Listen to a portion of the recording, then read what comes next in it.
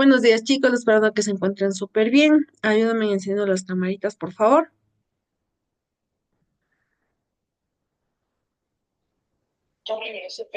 Buenos días, profesora. Buenos días. Emily, ayúdeme encendiendo la camarita, por favor.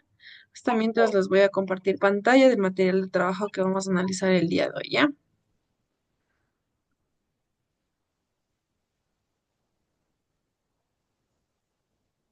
Listo, chicas. ¿Se puede observar? Sí, profe.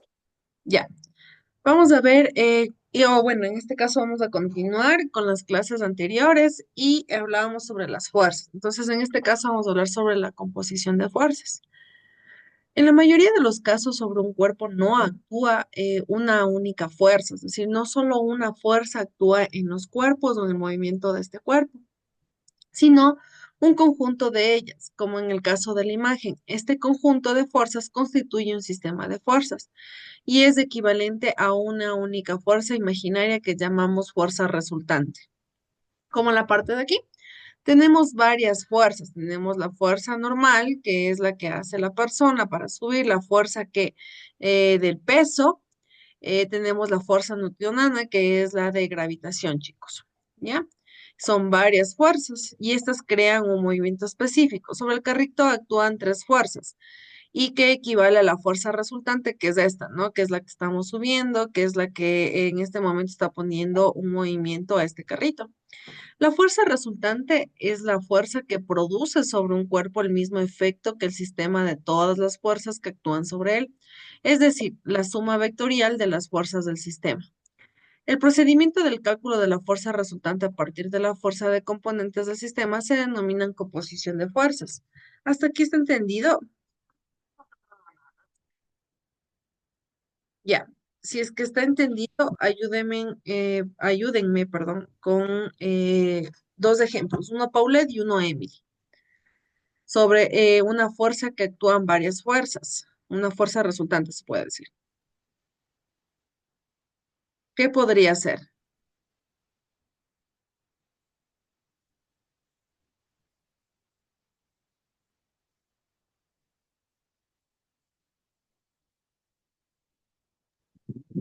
Que sería una fuerza de un objeto mientras la persona va cargando también la fuerza.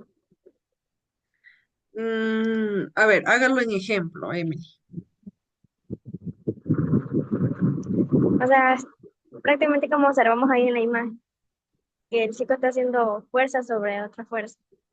Ya, un ejemplo, uno que usted diga, mire, tal persona, por ejemplo, usted, Emily, diga, yo, Emily, estaba en tal lado y hice esto y apliqué tal fuerza, ¿ya? Sería, por ejemplo,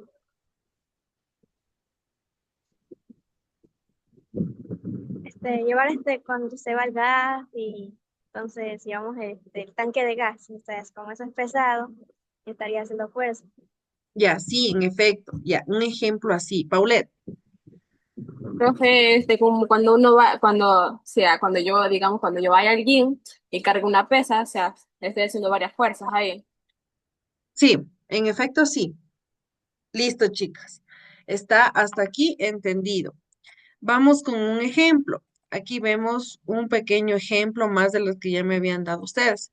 Veamos cómo podemos determinar la resultante de un sistema de fuerzas concurrentes, es decir, aplicadas sobre rectas que se cortan en un punto. Calculamos la fuerza resultante, fuerzas de la misma dirección, la fuerza de la misma dirección y del mismo sentido, y las fuerzas de la misma dirección y sentido contrario. Ya, ¿qué pasa cuando tengo una fuerza de la misma dirección y el mismo sentido? Imagínense ustedes haciendo una fuerza con el mismo sentido. Por ejemplo, Emily y Paulette están cargando esta misma caja al mismo sentido, es decir, al mismo lado. ¿Qué va a pasar con la caja? Se va a la dirección que uno la está jalando. Excelente, ¿sí? Entonces tenemos una fuerza uno, que en este caso va a ser Paulette y en este caso va a ser Emily. Tenemos las dos fuerzas de las dos y en este caso como tenemos dos fuerzas, estas se suman, ¿ya? Entonces tendríamos una fuerza resultante, que es la que decía Paulette. Pero, ¿cómo sería en este caso? Sería la resultante es igual a la fuerza uno más la fuerza 2. El módulo se suman los módulos de las fuerzas correspondientes, lo que ya les había dicho aquí. La dirección es la misma que de las fuerzas de los componentes, es decir, lo que decía Paulette, jalan un mismo lado, entonces se va a ir el lado que ustedes están jalando. El sentido es el mismo que las fuerzas de componentes, sigue siendo del mismo lado. Ahora, la fuerza de la misma dirección y del sentido contrario. Paulette está jalando de un lado y Emily está jalando del otro. ¿Qué pasaría, chicas? No se iría a ningún lado porque estamos hablando a la misma vez y quedaría en el mismo puesto, pero estaríamos haciendo doble fuerza.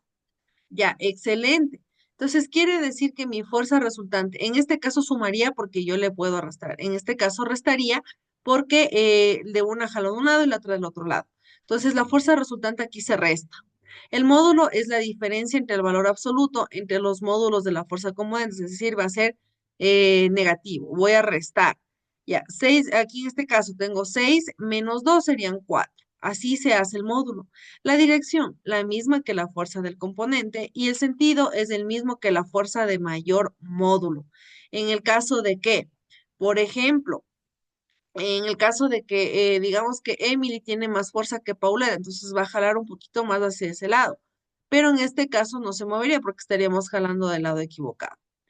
Vamos con el cálculo de la fuerza resultante o las fuerzas angulares. Se determina mediante la regla del paralelogramo por el extremo de cada vector. La fuerza trazamos un paralelo al otro vector y señalamos su punto de intersección. El extremo en R es el punto de intersección, mientras que el punto de aplicación es el mismo que el de las fuerzas de componentes. ¿Qué va a pasar? Sí se va a jalar, pero a un extremo y al otro, ¿ya? Y aquí ya viene con un ángulo, chicos, porque yo aquí voy a mostrar mi ángulo. Tengo una fuerza aquí, tengo una fuerza acá, acá tengo un ángulo. Ahí se ¿Ya? va medio a medio. Ajá, la fuerza resultante sería intermedia, porque yo al momento de jalar acá, acá, pues simplemente se jalaría hacia el medio, no se jalaría ni para un lado ni para el otro, ¿ya?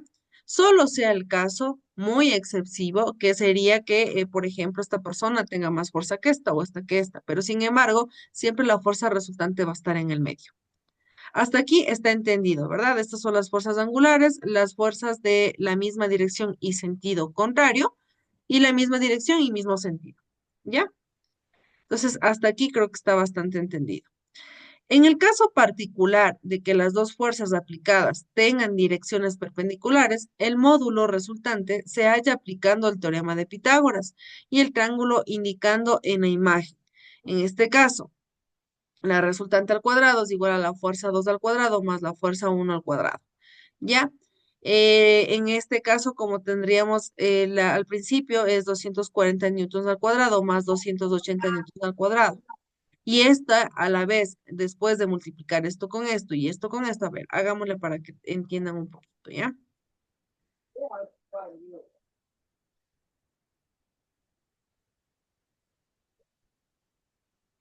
Ya, 240 newtons al cuadrado, chicas.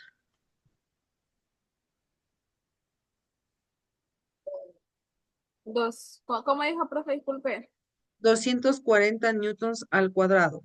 ¿Qué es lo que me está dando ahí?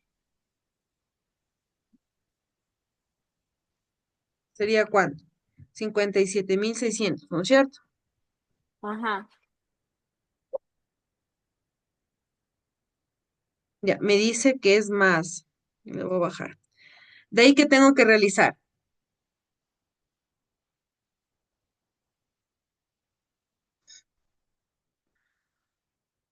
¿Qué tendría que realizar aquí, chicas, para que me salga esto? Si ya tengo la primera parte.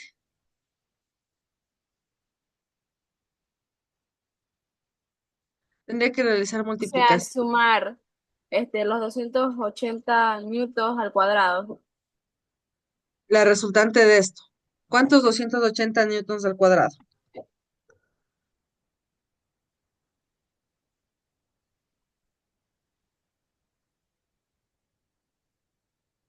Sería 78.400. ¿Ya? Este va a ser mi resultante. Veamos, les voy a poner así, ¿ya? Hasta el momento yo obtengo esto, ¿ya? Ay,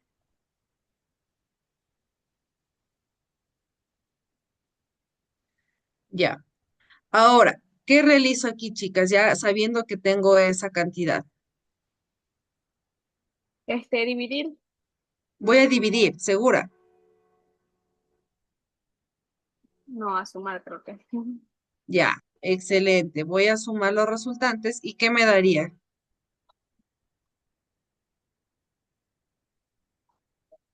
Mil, 57.600. 1300.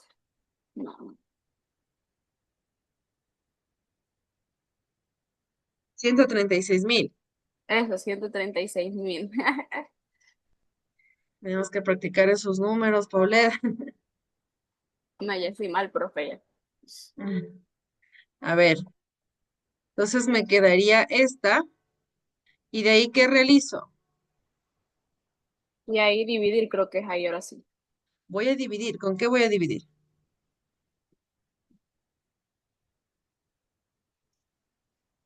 Coménteme, ¿con qué voy a dividir? Con los que están arriba, o sea, del ejercicio que está arriba no se toma en cuenta los que están arriba, solo los de abajo. Esto, Los de arriba, los más arriba. esto de aquí. R al cuadrado, sí. Ya, está confundida, Paulette. A ver, esto es la fórmula original. Ya. Ya, pero como me dice que yo tengo que realizar con teoremas de Pitágora, el teorema de Pitágora es que la raíz cuadrada y sus componentes van al cuadrado, se suman, ¿ya? Entonces pasa que yo en vez de tener un R, una resultante al cuadrado, yo le paso a raíz, Ya. ¿ya? Y de ahí mis componentes, que es la fuerza uno y la fuerza 2 serían cada uno al cuadrado y ese es mi teorema de Pitágoras. Entonces no tiene nada que ver con lo de aquí arriba. Sí tiene, pero es su fórmula original. Ahora voy a pasarle a la raíz cuadrada porque me está pidiendo en este caso el módulo. ¿Ya? Entonces ahí que tengo que realizar La raíz cuadrada. la raíz cuadrada de 13.000.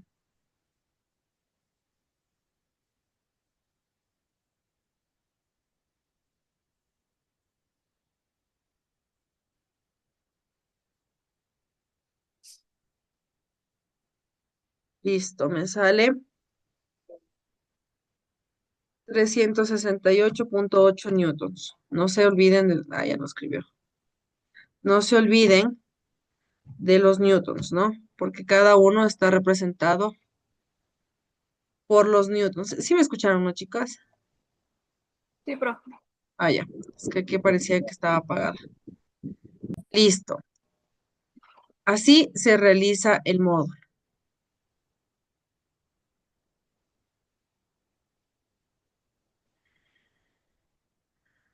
Listo, chicas. Ahora sí, vamos a seguir con la clase y vamos con la descomposición de fuerzas. En ciertas ocasiones conviene descomponer una fuerza en dos componentes, que sumadas producen sobre un cuerpo el mismo efecto que la fuerza original. Esta operación se denomina descomposición de fuerzas. La imagen representa un cuerpo que baja por un plano inclinado sin rozamiento. Observemos cómo se descompone el peso en dos fuerzas perpendiculares. El peso del cuerpo se descompone en la fuerza T y Pn. La componente de Pn se compensa con la fuerza de newtons ejercida por el plano inclinado, por lo que la fuerza resultante sobre el cuerpo que justamente la compone Pt, en este caso está aquí. Esta es la fuerza newtonana, que es la gravitacional. Tenemos la fuerza del peso de este, en este caso, de este cuerpo. Este sería X y este sería Y. Entonces estamos observando de esa manera. Tenemos, en este caso, como tenemos la fuerza Pn y Pt, tenemos un ángulo aquí y el ángulo acá, que es del desplazamiento, del rozamiento que se está realizando. En general, toda la fuerza se puede descomponer en dos fuerzas perpendiculares, fuerza en X y fuerza Y, con la dirección de los ejes de coordenadas. El valor de la fuerza de componentes tanto del Fx como del Fy se relaciona con el valor de la fuerza F mediante el teorema de Pitágoras, que era el que les decíamos anteriormente. Ya, la fuerza al cuadrado es igual a la fuerza en x al cuadrado. Bueno, en este dice más uno. La fuerza al cuadrado en y. En el caso de que yo quiero quitar esta f al cuadrado, que es mi resultante, simplemente le pondría como la anterior, raíz cuadrada y mis componentes al cuadrado.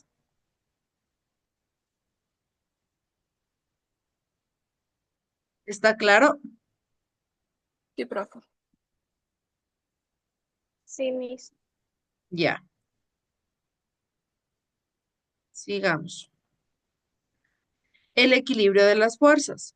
Sobre un gimnasta de la fotografía actúan una fuerza de su peso y las ejercidas por las anillas.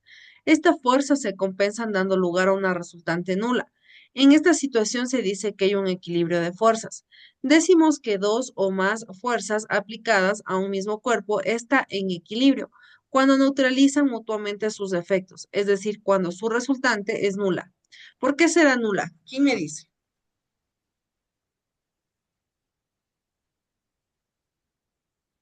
¿Cómo fue la pregunta, profe? ¿Por qué es nula? ¿Ya? ¿Por qué es nula en este caso cuando tiene qué? ¿Por qué su resultante sería nula?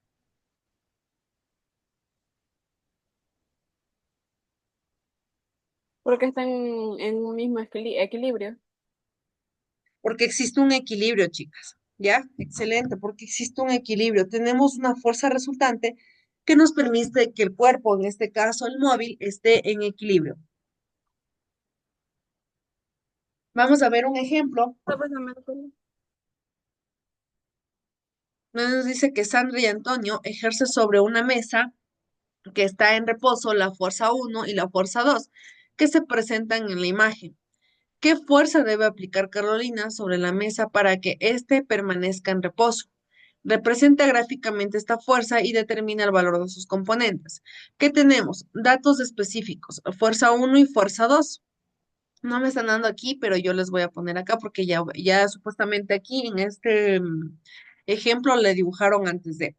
Entonces tenemos 3 de newtons y 4 newtons de la fuerza uno. De la fuerza 2 tenemos menos 5 newtons, menos 2 newtons.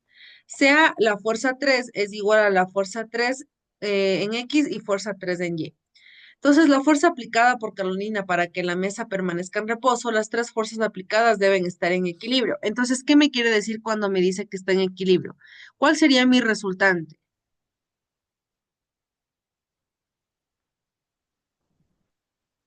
Ya habíamos respondido anteriormente esa preguntita, pero al revés. ¿Cuál sería mi resultante en el momento que yo digo que está en equilibrio?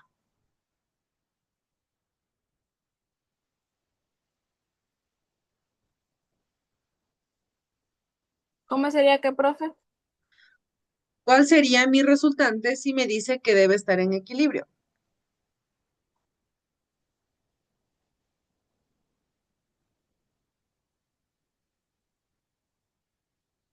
Piensen un poquito.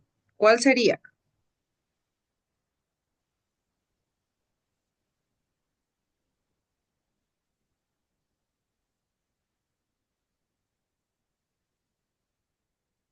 No sería un resultante de fuerza, porque digo yo. Lógico que va a ser de fuerza, pero ¿cuál sería si es que yo digo que está en equilibrio? ¿Qué pasaba aquí? ¿Cuál era mi resultante? Los brazos. No, pues la resultante de esta sería que cuando está en equilibrio se anula, ¿no es cierto? Sería cero, porque está en equilibrio. ¿Quién me respondió eso la anterior vez?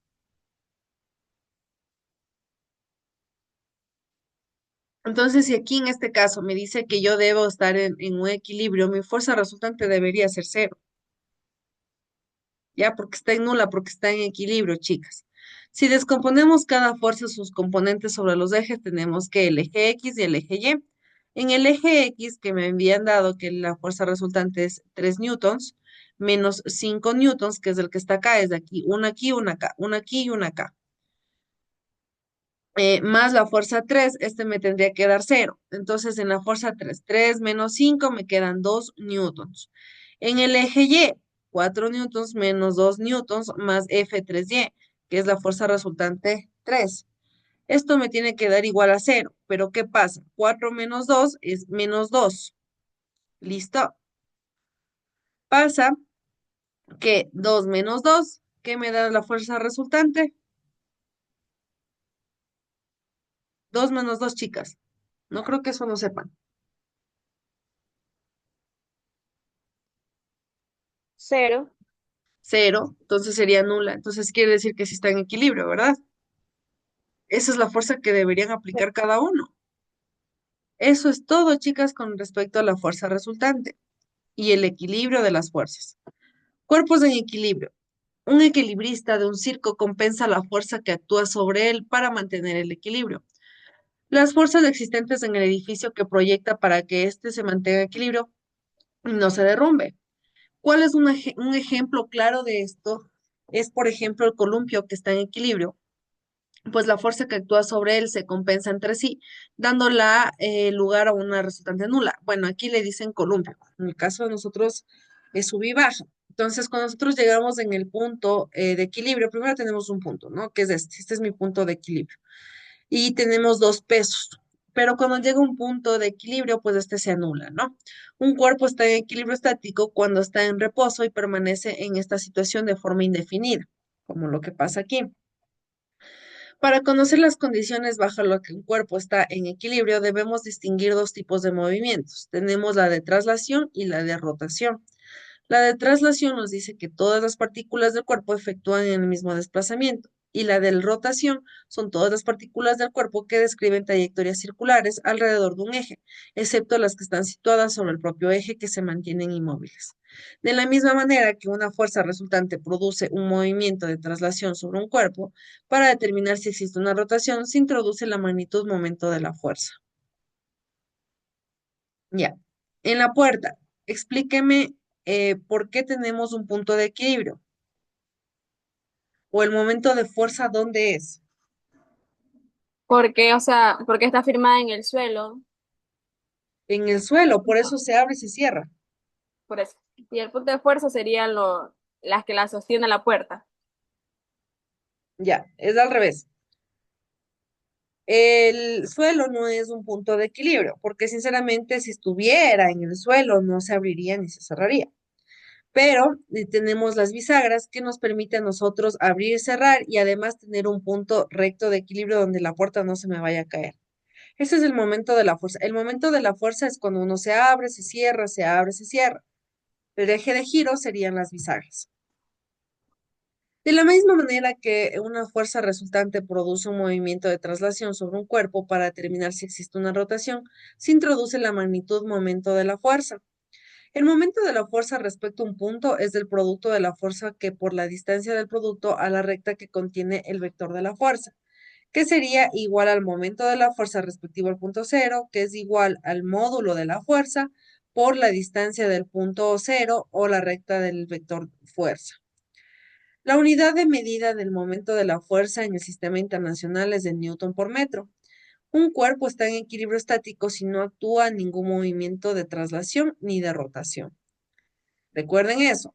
Un cuerpo está en equilibrio estático, quiere decir que ¿qué? ¿Qué es el equilibrio estático? ¿Qué se les viene a la cabeza? Estar parado ahí, o sea, estático, estatua, Ya, no moverse. no moverse. Ya. Entonces dice que está en un equilibrio estático, es decir, no se mueve y no efectúa ningún movimiento de traslación ni de rotación. En este caso, la condición para que no efectúe ningún movimiento de traslación es que la resultante de las fuerzas aplicadas sea nula. La condición para que efectúe ningún movimiento de rotación es que el momento resultante de la fuerza aplicada sea nula.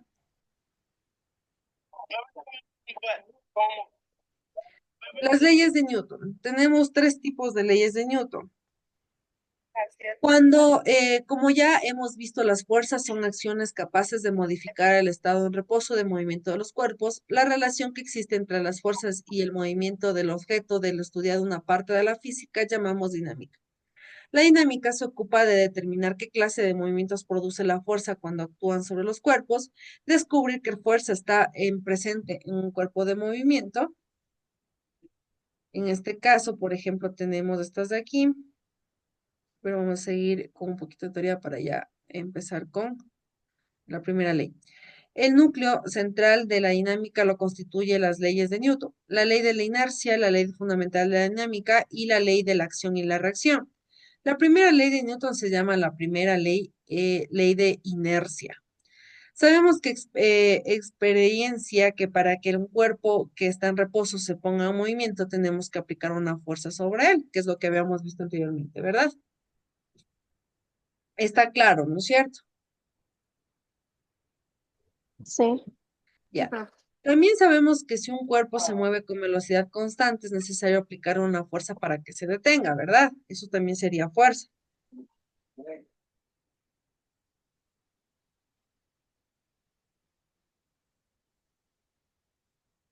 Ah, chicos. Sabemos que igual para aplicar una fuerza para que algo se detenga o para que se mueva, tenemos que aplicar fuerza, ¿cierto? Hasta ahí está entendido. Eso vimos en las clases anteriores. Veamos el caso del columpio, ya es un ejemplo. Hasta que la monitora no empuje el columpio, el niño permanece en un estado de reposo, pero el momento que empieza a aplicar un movimiento, empieza a empujar, este va a iniciar un movimiento específico y que ya no permanecerá en reposo, sino que ya aplicará una fuerza y va a seguir un movimiento. También aplicará la fuerza al momento de querer parar el columpio, ¿no es cierto? Se coge con fuerza, se para y ya, se quedó. Así es la única forma de que se pare. La primera ley de Newton resume experimentalmente con estas. Un cuerpo permanece en un estado de reposo, o de movimiento, rectilíneo uniforme, si no actúa ninguna fuerza sobre él, o bien si la resultante de la fuerza que actúa es nula. La propiedad de la materia de no poder cambiar su estado en reposo de movimiento por sí misma recibe el nombre de inercia. Puede parecer que la ley de la inercia está en contradicción con la vida cotidiana, porque en situaciones normales sobre un cuerpo siempre actúa alguna fuerza, el peso, el rozamiento, etc. Sin embargo, en el espacio exterior, alejada de la influencia de los planetas y de las estrellas, una nave espacial mantendría su movimiento rectilíneo uniforme al no actuar ninguna fuerza sobre ella. ¿Por qué? Porque la nave espacial se quedaría en estado que no actúa ninguna fuerza en el espacio. ¿Quién me dice? ¿Quién se imagina eso?